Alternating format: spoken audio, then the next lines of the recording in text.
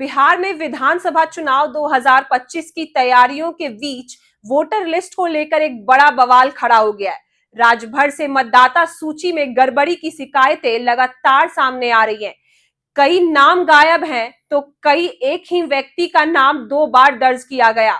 इसको लेकर जनता के बीच नाराजगी और प्रशासन भी अब हरकत में आ गया है। चुनाव आयोग ने इन समस्याओं को देखते हुए विशेष गहन पुनरीक्षण अभियान 2025 की शुरुआत की है, ताकि समय रहते वोटर लिस्ट की पूरी तरह से दुरुस्त किया जा सके। इस अभियान का मुख्य उद्देश्य है सही और योग्य लोगों के नाम जोड़ना और फर्जी, दोहरे या गलत नाम हटाना।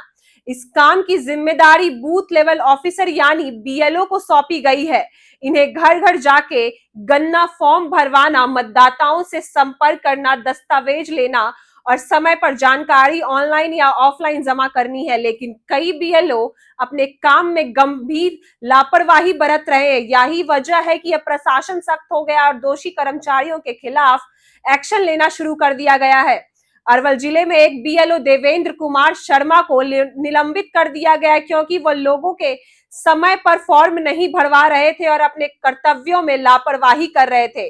उनके खिलाफ विभागीय जांच शुरू की गई और जरूरत पड़ी तो एफआईआर भी दर्ज की जाएगी।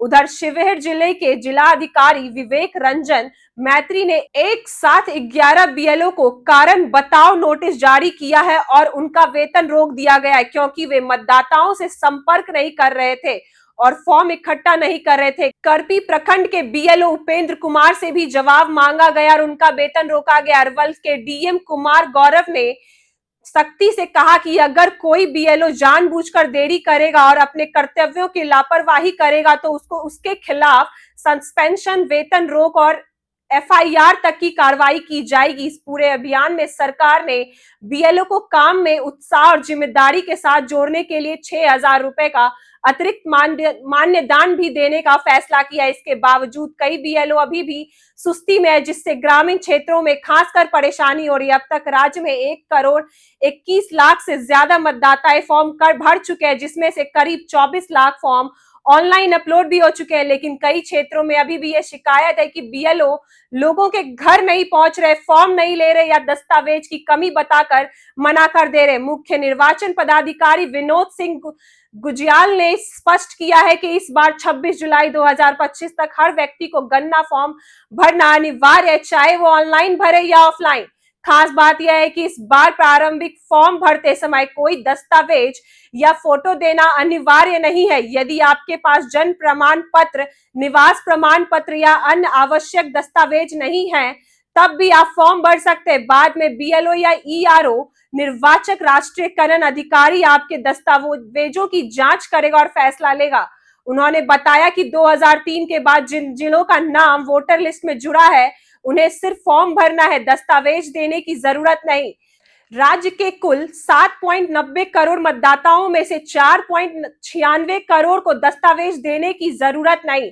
बाकी 3 करोड़ मतदाताओं से दस्तावेज मांगे जा रहे, खासकर नए और ग्रामीण मतदाताओं से। लेकिन यही नियम ग्रामीण और गरीब लोगों के लिए बड़ी मुश्किल बन गया है। बिहार के कई इलाकों जैसे समस्तीपुर, मुंगेर, बेगूसराय, तारापुर आदि से लोग परेशान है, क्योंकि उनके पास सिर्फ आधार कार्ड, वोटर कार्ड या मनरेगा कार्ड है। लेकिन आयोग इस दस्तावेजों को पर्याप्त नहीं मान रहा। बेगूसराय के नगादा गांव के नवीन कुमार ने बताया कि उन्होंने 2016 में वोटर कार्ड बनवाया था और लगातार चुनाव में वोट देते आ रहे हैं, लेकिन इस बार उन्हें डर है कि उनका नाम हट सकता है, क्योंकि उनके पास जन्म प्रमाण पत्र नहीं है। तारापुर में रहने वाली अरफ्ता ने बताया कि बीएलओ ने उन्हें कहा कि 25 जुलाई से पहले जाति प्रमाण पत्र या निवास प्रमाण पत्र लाएं, वरना उनका नाम सूची से नहीं जोड़ा जाएगा। वही समस्तीपुर से अमरेश कुमार सिंह ने सवाल उठाया कि जब सरकार सरकारी योजनाओं के लिए आधार और मनरेगा कार्ड मानती है, तो वोटर लिस्ट में नाम जोड़ने के लिए ये कार्ड क्यों नहीं मान रही। उनकी पत्नी के पास कोई भी वैध दस्तावेज नहीं है, जिससे वह बेहद चिंतित है। युवा मतदाताओं में भी परेशानी है, क्योंकि उन्हें अपने माता पिता के दस्तावेज देने को कहा जा रहा है, जो उनके पास नहीं है। ऐसे में उनके सामने भी नाम जुड़वाना एक कठिन काम बन गया। आयोग की ओर से 11 प्रकार के दस्तावेजों को मान्यता दी गई है, लेकिन ग्रामीण इलाकों में लोगों के पास ये दस्तावेज नहीं है। चुनाव आयोग ने स्थिति को देखते हुए यह भी कहा कि जिन लोगों के पास दस्तावेज नहीं है उनके घर जाकर ईआरओ स्पॉट वेरिफिकेशन करेगा। वह मतदाता की उम्र, पहचान और निवास की अवधि की पुष्टि करेगा और फिर निर्णय लिया जाएगा। लेकिन ग्रामीणों को डर है कि यह प्रक्रिया भी भ्रष्टाचार और भेदभाव का शिकार बन सकती है। राजनीतिक तौर पर भी यह मामला अब गरमाने लगा है। विपक्षी दल, खासकर आरजेडी, चुनाव आयोग और सरकार पर आरोप लगा रहे हैं कि यह एक सोची समझी रणनीति है जिससे गरीबों, दलितों और ग्रामीणों के नाम लिस्ट में हटाए जा रहे हैं। हालांकि बीजेपी और जेडीयू की ओर से अभी तक इस मुद्दे पर कोई ठोस प्रतिक्रिया नहीं आई, लेकिन आरजेडी के कुछ स्थानीय नेताओं ने यह जरूर कहा है कि बीएलओ जानबूझकर गरीबों के फॉर्म नहीं ले रहे और उन्हें धमका रहे हैं। कुल मिलाकर देखा जाए तो चुनाव आयोग की मंशा साफ है। वह फर्जी वोटर्स हटाकर निष्पक्ष चुनाव करना चाहती है, लेकिन इसकी प्रक्रिया, दस्तावेजों की मांग, बीएलओ की लापरवाही और प्रशासनिक ढिलाई से इस पूरी व्यवस्था को ग्रामीण और गरीब तबकों के लिए बेहद जटिल बना दिया। यदि राजनीतिक दल इस मुद्दे को चुनावी बहस का हिस्सा बनाते हैं तो यह मतदाता पहचान और नागरिकता से जुड़ा एक बड़ा चुनावी मुद्दा बन सकता है। बड़ा सवाल यह है कि क्या चुनाव आयोग की सख्ती से हालात सुधरेंगे?